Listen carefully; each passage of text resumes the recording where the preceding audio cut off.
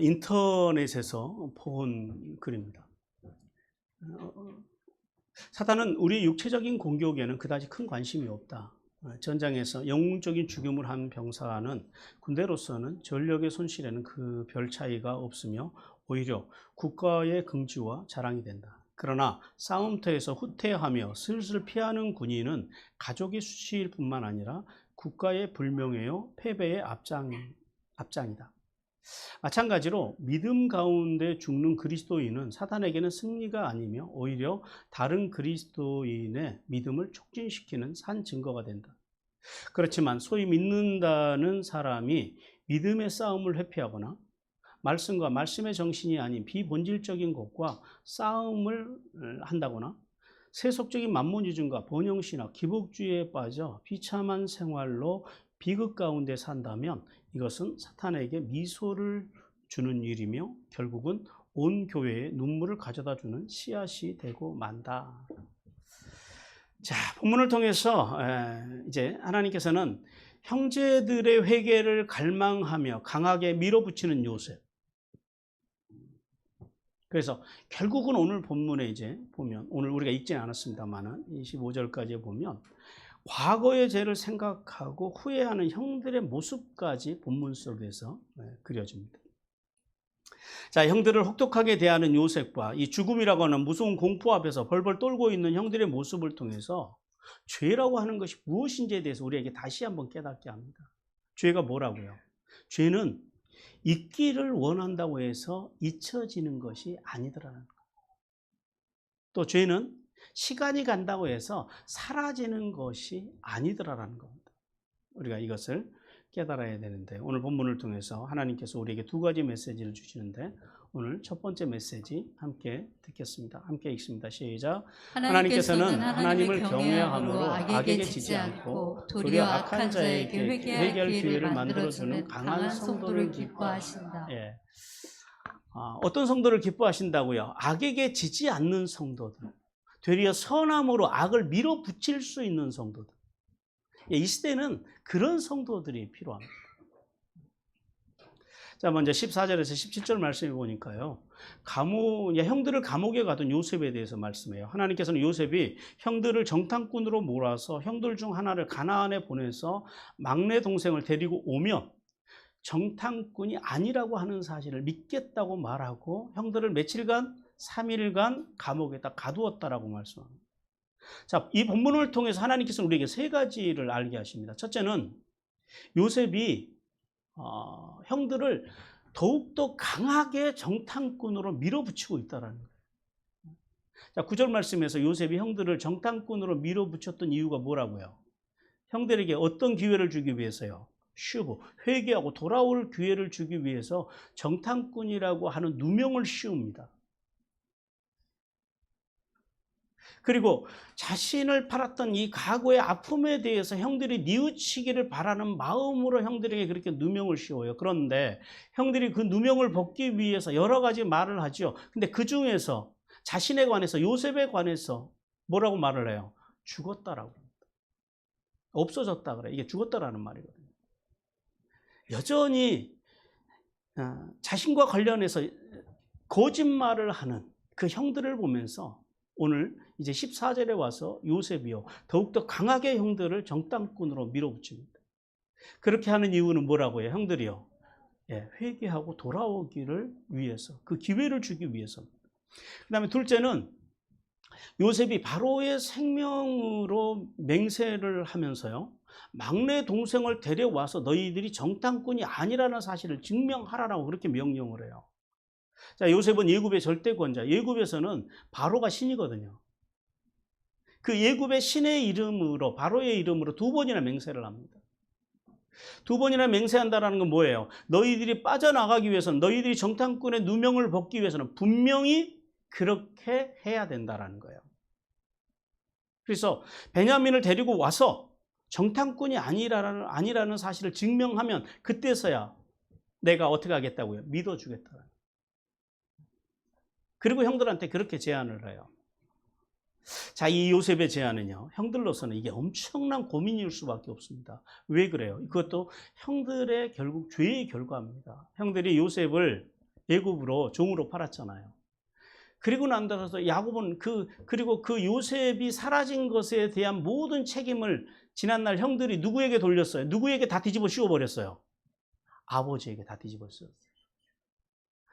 네, 자기들이 길을 오다 보니까 이 옷이 있어서 주워 왔는데 이게 누구 옷인지 보십시오라고 아버지가 요셉이 죽었다라는 사실을 아버지가 말하게 했다라는 거예요. 그리고 자신들은 다 빠져나가고 그리고 아버지만 그 결과에 대해서 다 뒤집어쓰고 지금까지 13년 동안 아버지가 고통 속에 살게 만든 결과를 누가 만들었다고요? 형들이 만들었다.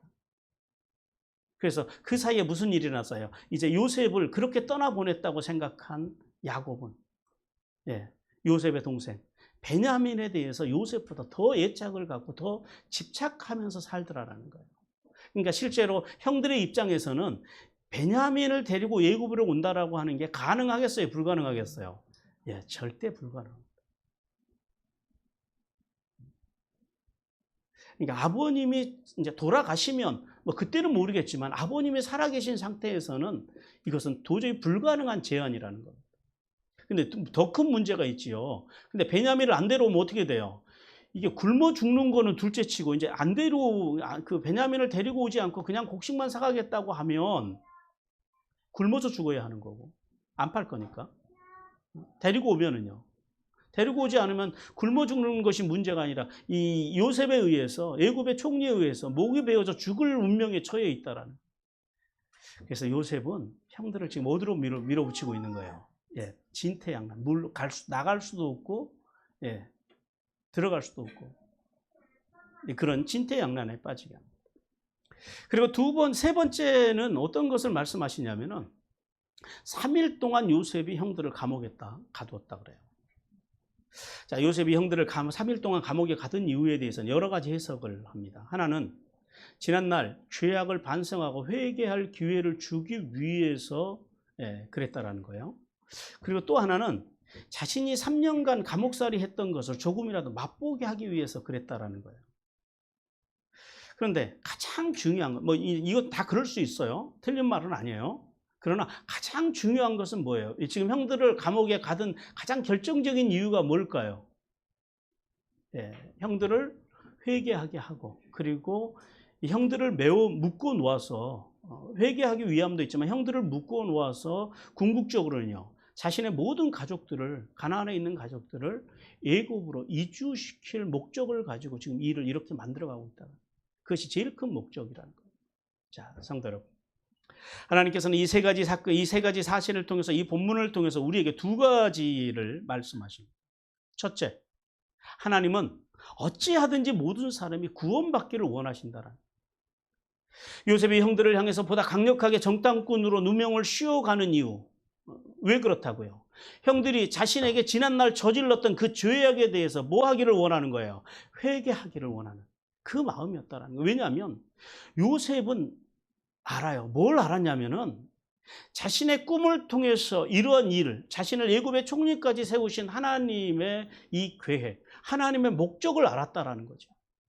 하나님께서는 요셉은 하나님만 구원하시기 위해서 그 꿈을 주시고 그 꿈을 지금까지 이루게 하신 것이 아니라 자신을 판 형들까지도 구원하시기 위해서 자신을 애굽의 총리로 세우셨다라는 그 사실을 누가 알았다고요? 요셉이 그걸 알았다고. 그러니까 여러분, 신앙생활은요, 아는 것과 모르는 것은 엄청난 차이를 나타내요. 만약에 그걸 요셉이 몰랐으면 어떻게 했을까요? 형들을 가만히 뒀을까요? 여러분 같으면 어떻게 하시겠어요? 복수하죠. 모르는 사람은 복수합니다. 그러나 그 속에 담겨있는, 그 꿈 속에 담겨있는, 그 고난 속에 담겨있는 하나님의 뜻을 누가 알았다고요? 요셉이 알았다고.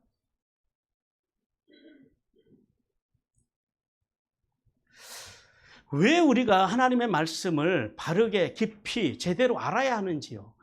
이유가 바로 여기에 있습니다. 그래서 요셉은 형들을 의도적으로 지금 감옥에 밀어붙이는 거예요. 감옥에 집어넣는 거예요. 그리고 요셉이 감옥에 넣는데 성경 본문 잘 보세요. 형제들을 나누어서 감옥에 넣었대요? 한 감옥 안에다 다 몰아넣었대요? 한 감옥에다 다 몰아서 넣은 거예요. 10명이나 되는 사람이 그 좁은 감옥 안에 들어가 있으면 얼마나 불편하겠어요. 근데 그 불편함 속으로 요셉이 의도적으로 밀어넣었어요. 왜 밀어넣었을까요? 그 속에서 감옥에 갇혀 있으면 3일 동안 뭐 할까요? 우리가 왜 이렇게 됐지? 여러 가지 생각을 한다라는 거죠, 사람은.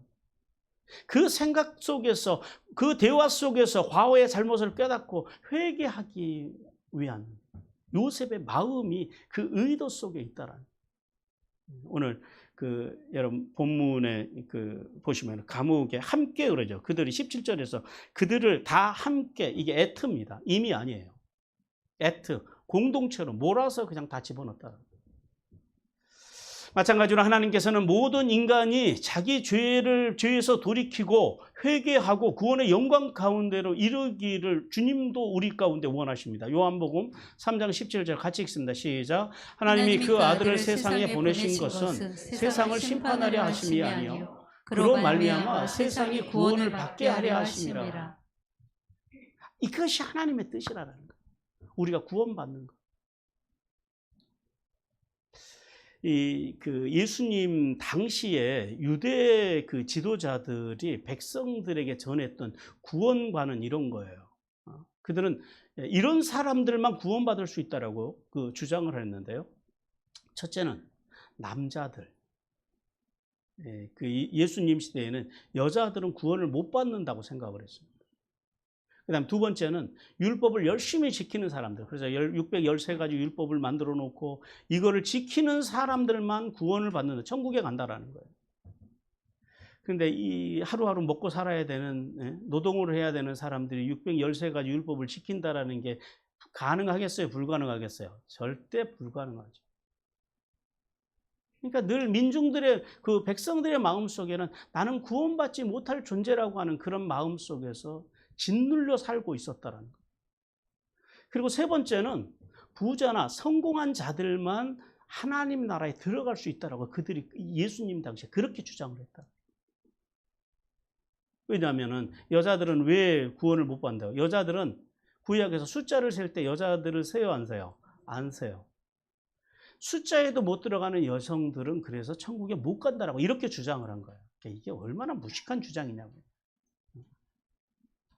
그리고 또 이 병든 것, 그 다음에 가난한 것, 이게 다 저주의 증거로 본 겁니다.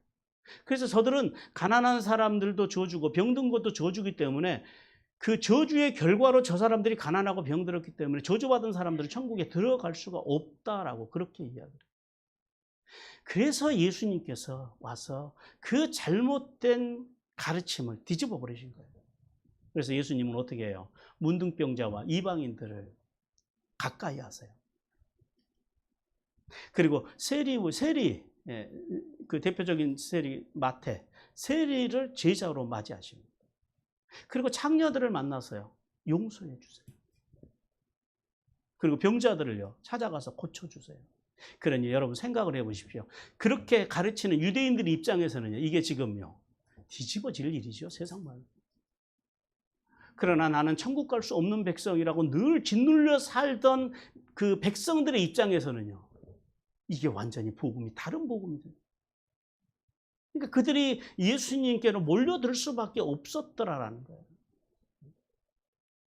예수님은 뭐라고 가르치셨냐면 세리와 창녀들이 너희들보다 먼저 천국에 들어갈 것이라고 가르칩니다. 우리 마태복음 21장 31절 같이 읽습니다. 시작. 그 둘 중에 누가 아버지의 뜻대로 하였느냐 이르되 둘째 아들이니이다. 예수께서 그들에게 이르시되 내가 진실로 너희에게 이르노니 세리들과 창녀들이 너희보다 먼저 하나님의 나라에 들어가리라.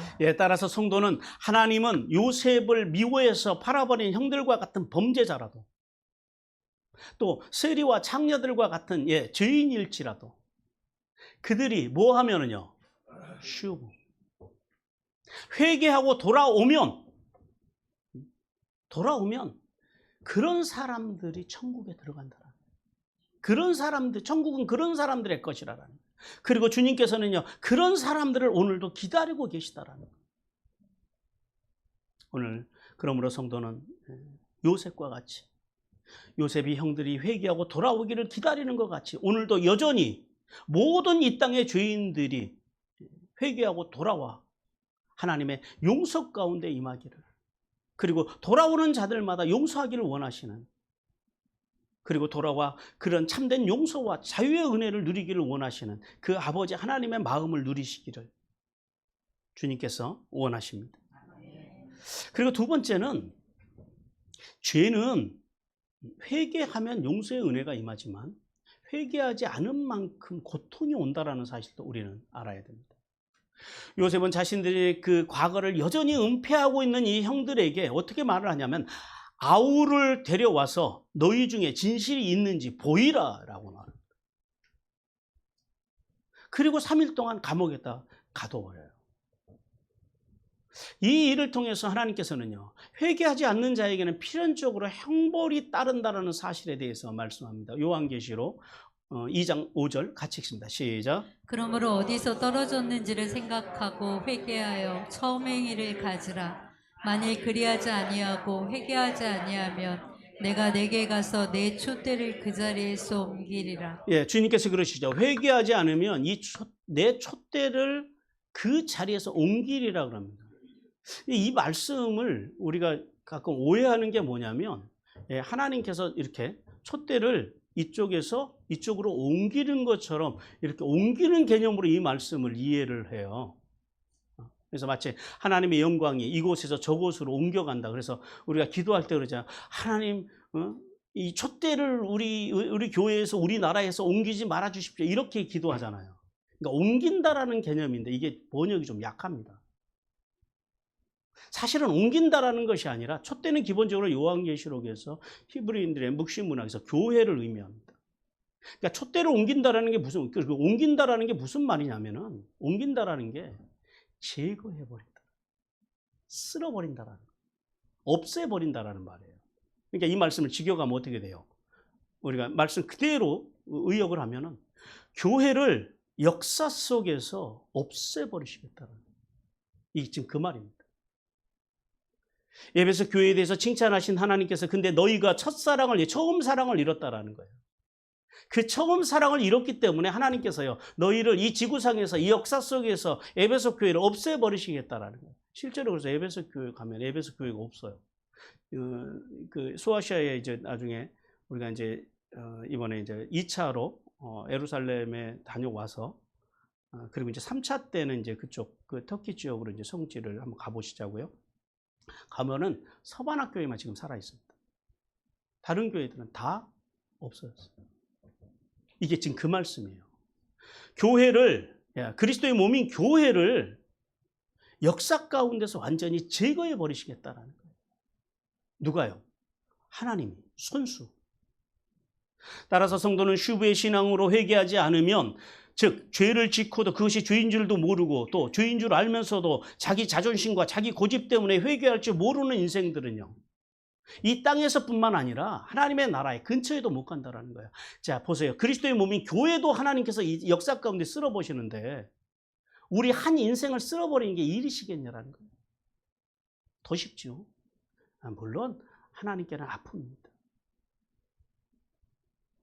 그러므로 성도는 죄악 중에서라도 회개, 즉 하나님의 말씀과 말씀의 정신에서 빗나갔던 그 삶을 돌이켜야 된다는 거예요. 여러분, 예수를 잘 믿는다고 하는 것은 교회를 열심히 잘 나오는 게 예수를 잘 믿는 게 아니에요. 물론 예수를 잘 믿는 사람들이 교회를 열심히 나옵니다만은 더 중요한 게 있다는 거예요. 말씀과 말씀의 정신으로 살아내야 된다는 겁니다.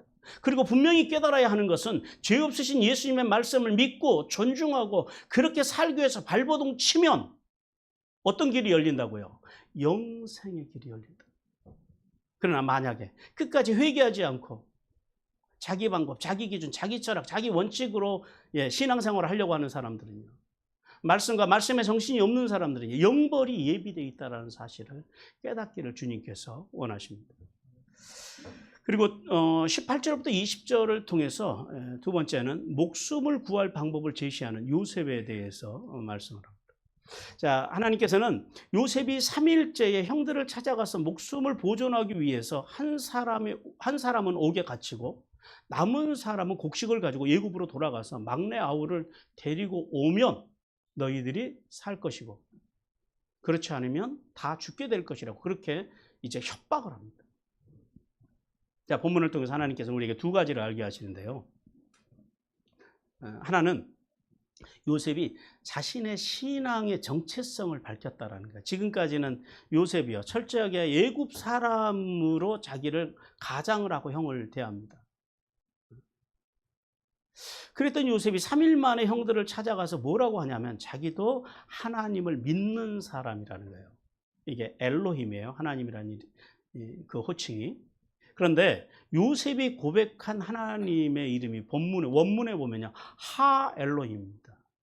이게 구별이 돼요. 그냥 엘로힘 하면 많은 신들 중에 한 신, 이런 개념이 좀 이렇게 포괄적인 광역적인 개념을 가지고 있는데 요셉은 여기에서 하 엘로힘이라고 그래요. 하라고 하는 게 히브리어로 그거든요. 그 하나님. 누구의 하나님이요? 너희들이 하나님. 무슨 말이에요? 우리가 지금 한 하나님을 섬기는 사람들이라 이걸 확인시켜줘요. 왜 확인시켜줬을까요? 최소한 내가 너희들을 죽이지는 않을 거야. 이런 그러니까 뭔가 무언의 메시지를 주는 거예요. 그러면서 너희들이 빨리 너희의 죄에 대해서 형들에게 이 죄를 이제 회개할 것에 대해서 촉구하는 거예요. 그러니까 유일하시고 참되신 하나님, 그 하나님을 너희들이나 나나 믿는다라는 거예요. 그런데 재밌는 것은 이왕이면 내가 여호와 하나님을 믿는다 이렇게 고백하면 더 멋있잖아요. 근데 그렇게는 안 해요. 그냥 하 엘로힘이라고만 고백을 해요. 왜 그랬을까라고 생각을 해봤을 때, 여호와는 유대인들, 히브리인들만 부르는 이름이거든요. 그러니까 엘로힘은 모든 신을 섬기는 사람들이 자기의 신을 엘 혹은 엘로힘 이렇게 말을 해요. 근데 여호와로 고백하지 않은 것은 아직은 자기의 신분을 완전히 밝힐 때가 아니라고 생각을 했기 때문입니다. 그래서 요셉은 좀 더 포괄적인 호칭인 하 엘로힘으로 고백한 것으로 그렇게 보입니다. 요셉은 형들과 같은 신앙을 고백함으로써요. 형들을 죽이지 않겠다, 해하지 않겠다고 하는 것을 암시하시고 그리고 그들이 회개할 수 있도록 그 하나님께서 너희들이 하는 일을 형들이 한 일을 알고 계시다라는 거죠. 기회를 더욱더 열어주기를 원했습니다. 그리고 또 하나는 굶주리고 있을 아버지와 다른 가족들을 위해서 한 사람만 볼모로 잡고 나머지는 곡식을 가지고 가되 반드시 막내 동생을 데려와서 죽음을 면하라고 그렇게 명령을 합니다. 요셉은 자신을 굶어서 죽이려고 했던 그 형들이 원래는 요셉을 그 보르 우물에다 가둔 다음에 거기서 굶어 죽게 하려고 그랬잖아요. 그 형들이지만 형들이 지금 뭘 챙겨요? 양식을 챙깁니다. 요셉이 좀 앞부분하고 지금하고 요셉이 좀 바뀌었죠. 전에는 너희들이 한 사람이 가서 동생을 데려오면 풀어주마 그랬는데 3일 만에 요셉의 마음이 변했어요. 한 사람만 남고 다 가. 대신에 양식을 가지고 가. 왜요? 생명. 굶주리고 있을 아버지 그리고 가족들을 생각하는 요셉, 생명을 먼저 생각하는 요셉, 그 요셉을 우리는 본문 속에서 만납니다. 요셉의 마음은 어떤 마음이에요? 복수하려는 마음이 아니에요. 자비심과 동정을 가지고 곡식을 주어서 가나안으로 형들을 돌려보냅니다. 요셉의 이러한 결정은 형들이 회개를 해서도 아니고 요셉의 자비를 받을 만한 자격이 형들에게 있어서도 아니에요. 뭐 때문에 그랬다고요? 오직 생명이요. 아버지와 동생과 그리고 가족들의 생명, 그 생명을 살리기 위한 요셉의 결단이었다라는 거예요. 그러나 요셉은 아직도 회개하지 않는 형들에게 결단코 본문에서 볼 때요. 친절하지는 않아요. 대리 형들이 감당할 수 없는 힘든 무거운 중압감을 심어줍니다. 그게 뭐예요? 반드시 베냐민을 데리고 와야지 한다고 무섭게 명령을 합니다. 자, 요셉이 이렇게 한 이유는 앞으로도 계속될 앞으로 한 7년 그러니까 6년 이상이 남은 이 기근의 때를 넘겨야 하기 때문에 형들이 결국은 다시 곡식을 구하러 애굽으로 몇 번은 와야 한다라는 사실을 알고 있었다라는 겁니다. 성도 여러분, 이 본문을 통해서 하나님께서는 우리에게 두 가지를 말씀합니다. 첫 번째는 성도는 복수하려는 마음을 가지지 말아야 한다라는 거예요. 자, 형들을 요셉이 어디다 가둬요? 감옥에다 가두잖아요. 언뜻 보면은 그래서 우리가 요셉이 형들에게 복수하려고 하나라고 생각할 수 있는데 그것은 아니다라는 겁니다. 왜냐하면 요셉이 므낫세를 나오면서 뭐라 그랬어요? 지난날의 모든 일들을 내가 잊었다라는 거예요. 자, 우리가 여기서 한번 생각을 해봐요. 요셉이 형들을 용서를 했을까요? 안 했을까요? 예, 용서를 했다고 그럽니다. 근데 제가 성경을 이렇게 공부하면서 설교를 준비해서 보니까 아니요, 요셉은 용서를 안 했어요. 왜 이게 용서가 형립이 안 되냐면은 용서는 무슨 골짜기를 타고 그런다고요? 그렇지. 용서는 회개의 골짜기를 타고 그런다고요. 근데 형들이 아직까지 회개했어요, 안 했어요? 근데 요셉은 지금 그러니까 요셉이 마음속으로 형들을 용서했다라고 말하는 건 어떤 측면이에요? 예, 형들 용서라고 하는 것은 형들의 회개와 요셉의 용서가 만났을 때 이게 이루어지는 일인데 요셉은 단지 뭐예요? 어떤 측면에서 용서를 말하냐면 그러니까 요셉이 용서를 했으면 지금 여기서 문제를 삼지 말아야 되는데 지금 요셉은요 계속해서 형들에게 지금 뭘 요구하고 있어요? 예, 회개할 때까지 용서가 흘러갈 수 있는 골짜기를 만들기 위해서 지금 계속 형들을 밀어붙이고 있다는 거예요. 그런데 요셉이 형들을 미워했을까요? 안 했을까요? 미워하지는 않아요. 예, 그런 측면에서 용서를 이야기합니다. 즉 무슨 말이냐면 형들이 회개해서 용서를 해주는 것이 아니라 본인이 잊어버리는 거예요. 형들에게 당했던 그 아픔, 그리고 보드발의 아내에게 모함을 받아서 감옥에 갔던 그 아픔, 그것을 언제 잊어버렸다고요? 므낫세요. 므낫세가 무슨 뜻이라고요? 잊어버리다. 잊어버림. 13년의 그 고통보다 하나님 앞에서 그 13년 동안 모세가 받았던 그 은혜와 하나님의 사랑과 그 구원의 은혜가 그 풍성함이 이 모든 나를 팔아버린 형들을 그리고 자신을 감옥에 보낸 보디발의 아내를 그 일을 잃어버리고 남을 만큼 그 하나님의 은혜가 풍성했다라는 거예요. 이제 그런 측면에서 용서했다라는 거지. 진짜 용서, 그러니까 형들이 회개해서 용서했다. 그 차원의 용서는 아니었다라는 사실을 우리는 깨달아야 됩니다. 우리 창세기 41장 51절 같이 읽습니다. 시작. 요셉이 그의 장남의 이름을 므낫세라였으니 하나님이 내게 내 모든 고난과 내 아버지의 온 집일을 잊어버리게 하셨다며. 네, 잊어버렸다. 왜요? 그 은혜 안에서 이 문제를 보니까 이 아픔을 보니까 이게 별거 아니거든요. 덮어버렸다라. 이제 이런 표현. 따라서 성도는 원수 갚는 일에 대해서 두 가지를 기억해야 돼요. 하나는 원수 갚는 일은 누구에게 속한 것이라고요? 하나님께 속한 것이라는 사실을 깨달아야 됩니다. 로마서 12장 19절 같이 읽습니다. 시작. 내 사랑하는 자들아 너희가 친히 원수를 갚지 말고 하나님의 진노하심에 맡기라. 기록되었을 때 원수 갚는 것이 내게 있으니 내가 갚으리라고 주께서 말씀하시니라. 예, 성도가 분명히 기억해야 할 것은요. 원수 갚는 것은 하나님의 특권입니다. 우리에게는 그런 특권이 없어요. 왜냐하면 사람은요. 감정을 중심으로 일을 처리합니다. 그래서 입법자이자 재판관이신 하나님께서 공평하게 판단하시도록 모든 일을 처리하시도록 맡겨드리는 게 성도의 자세랍니다. 그리고 또 하나는 원수를 갖게 되면 무슨 일이 일어나야 돼요? 똑같은 죄인이 된다라는 거예요. 그러면 같은 죄인이 된다라는 거죠. 결국은 같은 죄를 짓게 돼서 같이 하나님 앞에서 심판을 받게 되는 존재가 된다라는 사실을 잊지 말아야 됩니다. 따라서 성도는 절대 공의로우시며 어떠한 감정이나 편견에 사로잡히지 아니하시고 가장 적절한 시간에 우리의 원수를 갚아주실 그 하나님의 진노 앞에 원수를 내어드리라는 그리고 개인적으로 보복해서 죄를 짓지 말라라는 거예요. 왜요? 우리의 궁극적인 목적은 어디라고요? 우리가 지금 주일 오후마다 우리가 공부하는 하나님의 나라예요.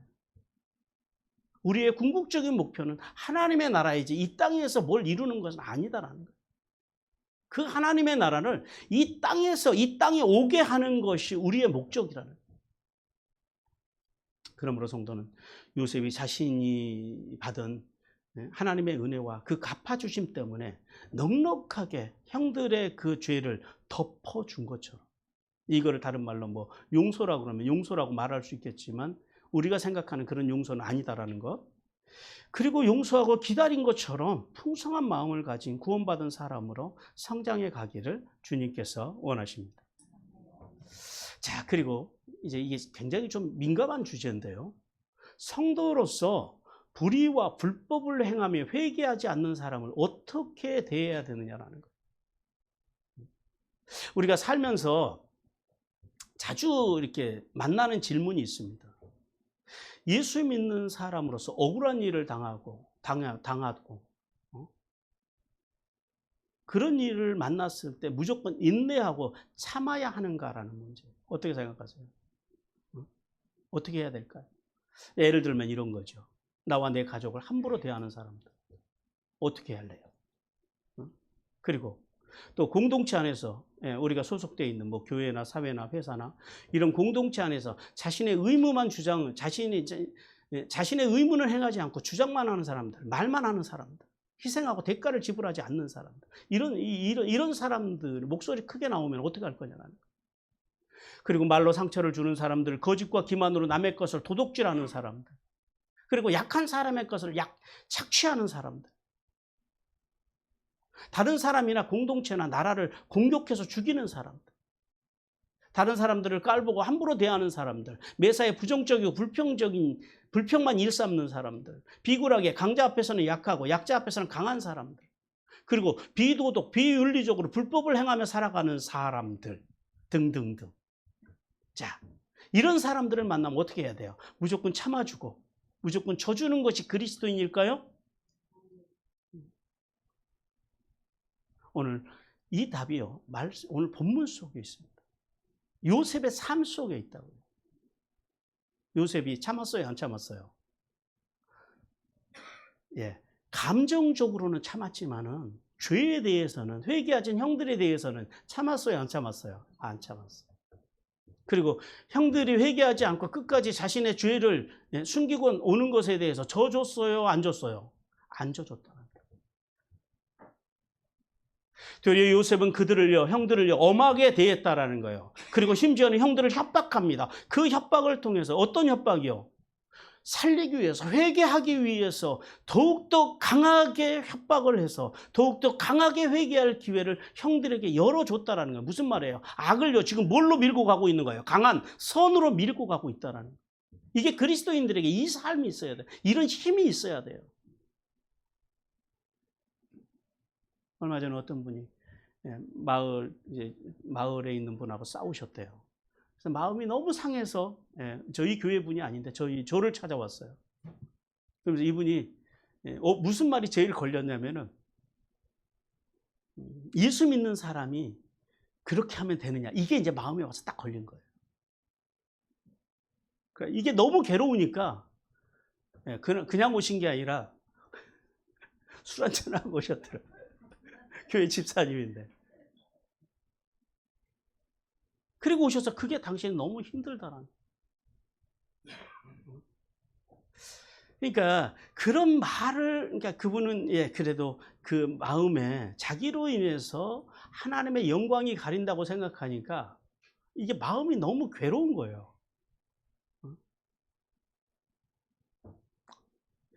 그래서 한 1시간을 이제 말씀하시다 가셨어요. 그런데 자 보세요. 어떻게 해야 되느냐라는 거예요. 오늘 요셉은 어떻게 했다고요? 형들의 양심을 일깨워주기 위해서 자신이 당한 억울한 마음과 감옥 생활을 형들이 맛볼 수 있도록 도와줍니다. 이건 보복이 아니에요, 여러분들. 보복하는 게 아니라 회개할 수 있도록 지금 뭐예요? 선으로 악을 지금 밀어붙이고 있는 거예요. 이런 힘이 우리에게는 없다고요, 문제는. 따라서 성도는 보복을 위한 목적으로 원수를 대해서는 안 돼요. 안 되지만은 그렇다고 해서 교회를 다니니까, 내가 예수를 믿으니까 무조건 져줘야 되고 참아야 되는, 이게 하나님의 자녀의 참된 정신이 아니라는 사실을 오늘 분명히 깨닫기를 주님께서 원하십니다. 자, 보세요. 예수님을 한번 생각해 보시자고요. 자, 예수님이 욕을 하셨을까요? 안 하셨을까요? 예수님이 화를 내셨을까요? 안 하셨을까요? 예수님은 폭력을 가하신 적이 있을까요? 없을까요? 있어요? 아, 그렇죠. 있어요. 왜 예수님이 욕을 하시고 화를 내시고 폭력을 쓰셨어요? 뭐 때문에? 나를 공격해 오는 사람을 위해서요? 아니요. 되려 예수님이 십자가에 당신을 못 박는 사람들을 향해서는 예수님이 뭐라고 말씀하세요? 뭐라고 기도하세요? 그들의 영혼을 위해서 하나님께서 되려 예수님은 기도해 줘요.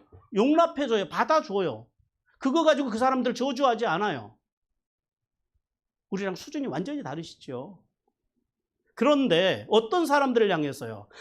예, 불법과 불의를 행하고 그리고 하나님의 거룩을 짓밟는 자들, 거룩한 하나님의 성전을 짓밟는 자들, 하나님의 이름을 빙자해서 장사하는 자들, 하나님의 이름을 빙자해서 자기의 이익을 취하는 자들,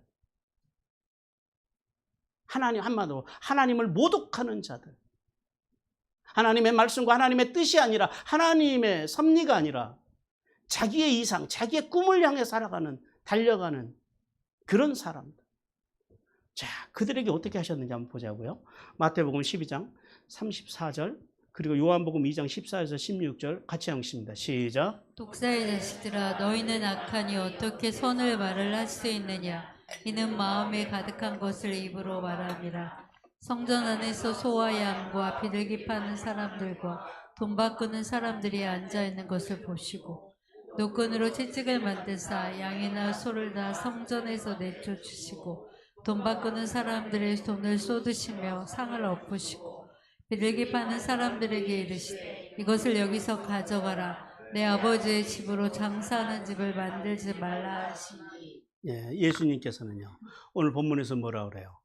독사의 자식들아. 이 욕은요, 이것은 욕이에요. 그러니까 그 시대, 그러니까 예수님 시대에 이스라엘에서 그 가나안에서 예루살렘에서 제일 심한 욕이 이 욕입니다. 제일 흔하면서도 심한 욕. 우리나라 욕을 하면 바꿔보면 뭐가 될까요? 강아지. 이제 이렇게 되는 거예요.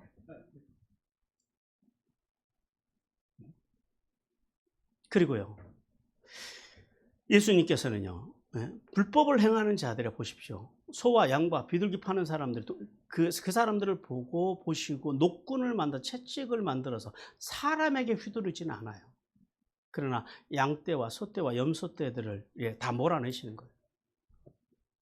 그리고 주님께서는요, 돈 바꾸는 사람 상을 가서 싹 둘러 엎어버린 거예요. 한번 상상을 한번 해보십시오. 그 성전 마당에서 예수님이 어떤 사람들이 지나가는 사람 보고 저 사람 왜 저래? 미친 사람 취급받을 수도 있잖아요.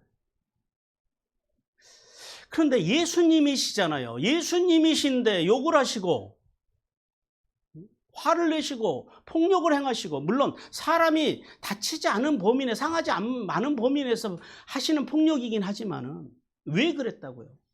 이걸 알아야 돼요, 여러분들.